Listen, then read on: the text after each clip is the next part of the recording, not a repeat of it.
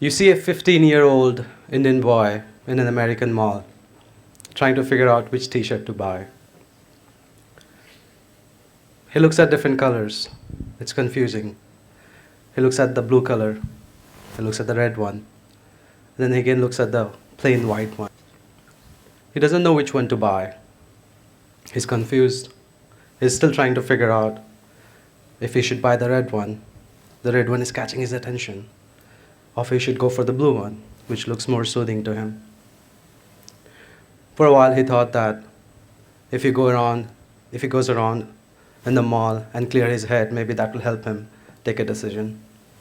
But unfortunately, that didn't help him.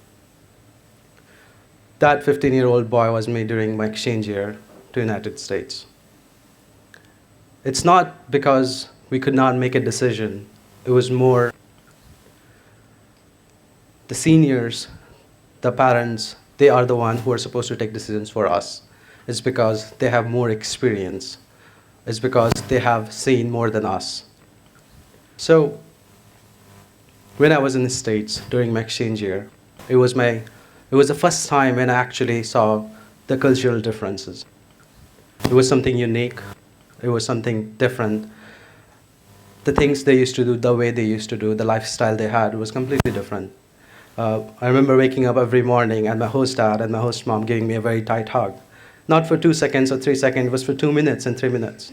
So it was kind of very different in the beginning, but then later on I got used to it. And it was really nice. My host dad used to have the glasses here, and I always used to tell him that it's going to break someday.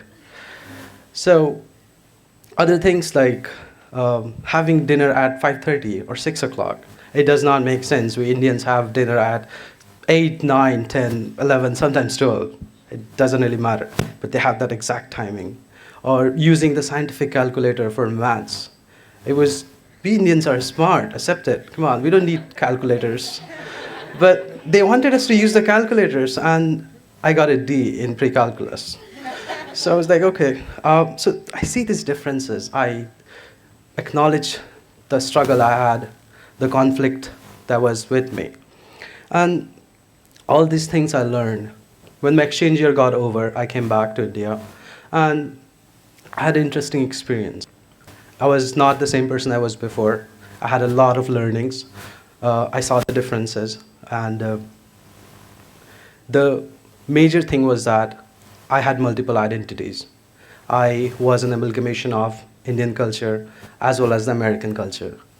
And when I start taking decisions, when I had that make a decision or make a choice, I always had to think about where I stand.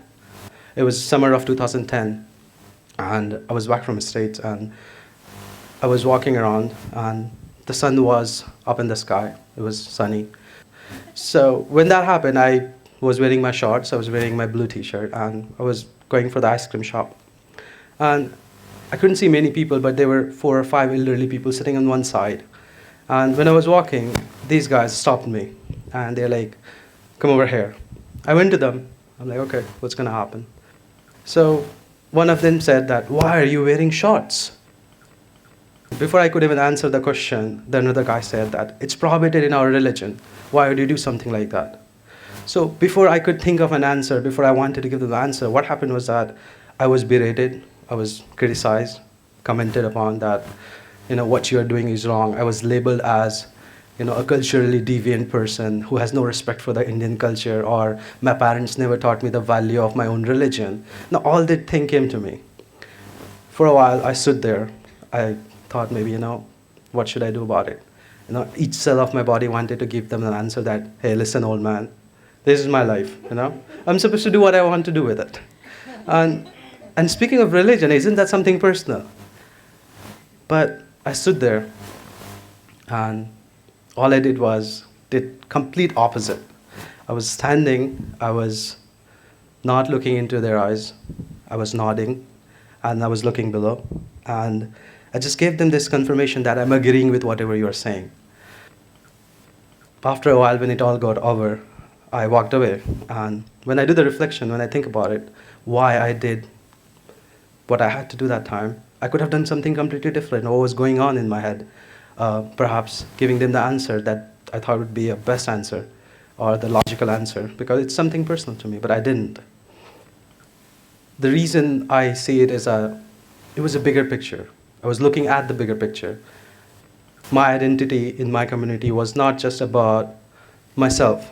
It was more about my family. It was more about what my stand is in the community. My parents, they live in the community and they enjoy a certain level of respect, the honor, and they have certain say in the community. So my sister and my brother, they have to get married in the same community. And eventually, the community actually defines me. So my actions will have implications. I could have given them an easy answer. I could have told them that, stay away, it's none of your business. But I didn't, because whatever I would do, it would come back to me. So I was looking at the bigger picture. It was making sense in my head that what I have to do. Recently, I was watching one of the TV shows and advertisement came up, which actually completely talked about two different aspects of Indian culture. We as Indians believe in collectivism. We believe that joint family is a wonderful thing. It's a beautiful concept. Or we believe that adjusting is okay. We believe that keeping or putting your needs before everything else is very important. Or we believe that marriages are not just a bond between bride and groom, but it's also the association between the families. But this ad was completely opposite of it. It was more focused on individualism. It was more focused on what you want to do, or it was more focused on doing some things which you love, just doing the activities alone. There was no concept of collectivism. So the values which we have been learning, which I grew in, was not there. It was not reflecting. So here I was in the struggle. I was acknowledging the differences.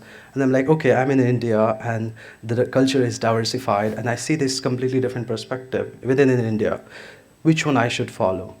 Is this the one with the culture where I want to have an individualistic lifestyle, whether I want to go for the collectivist lifestyle, why didn't I give them a direct answer to those elderly people when they were asking me questions? Or why didn't I give them, I could have given them another response, or I could have just walked away. Why did I walk away? What was going on in my head? So when I think about all this thing, it brings me to a point where I try to create a bigger picture that, okay, whatever we are doing right now, the conclusions we are making, the choices we have, or once we see the inner struggle in ourselves, we have to make certain choices. Each day we are discovering ourselves. Each day we see the situations, the moments which we have, and we try to figure out what will be the next step, what will be the cost of the choice we are making, and how it will bring a change. You all have traveled a bit. Many of you have traveled a lot, maybe discovered a lot more than others. You all are global citizens. And I encourage you to see the bigger picture, where you not only see that, okay, one culture is right and one culture is wrong. You see the bigger global context where you absorb the cultural diversity, where you see that, okay, this is something to be learned with an open mind. And once you start doing that, you'll have an understanding. Okay, if I actually do this, if I actually pause for a moment and see the different perspective and try to understand what's actually going on, you will have a chance to connect with your own sympathetic hearts. And once that is done, you'll have a chance to build a better tomorrow. Thank you.